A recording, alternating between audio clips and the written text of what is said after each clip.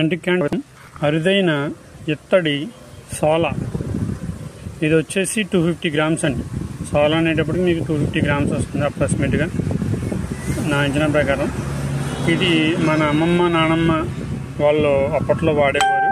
దీనికన్నా చిన్నది వచ్చేసి గిద్ద అండి, గిద్ద. ఇది వచ్చేసి 100 గ్రామ్స్. ఇది కూడా డిఫరెంట్ మోడల్లో బాగా పాతదేనండి. మనం పూర్వం ప్రతి వస్తువు మీద కూడా ఎలా పేరు వేయించుకుని ఉండేవారండి. ఇది ఇందులో ఇంక్లూడ్ అయిపోతుంది. ఇవి రెండు కూడా చాలా అరుదైనవి అనమాట అండి.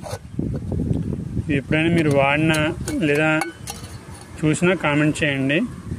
మన నానమ్మ అమ్మమ్మ పక్కింటికి వెళ్ళి ఒక గిద్దడు పప్పు మినపప్పు లేదా ఏదైనా ఒక గిద్దడు పట్టరా నాన్న అని చెప్పేసి చాలామందిని ఇప్పుడు తరం వారు కాదు, 90s 70s 90s 80s వాళ్ళకి ఒక గిద్దతో చాలా అనుభవాలు ఉంటాయి. ఎందుకంటే అప్పట్లో అందరికీ తినడానికి తిండి ఉండే పొజిషన్ కాదు.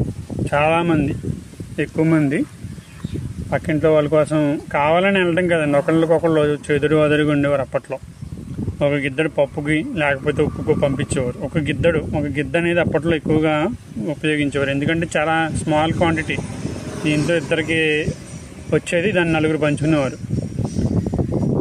ఇది కనుక మీరు చూసినా వాడినా కామెంట్ చేయండి. Thank you friends.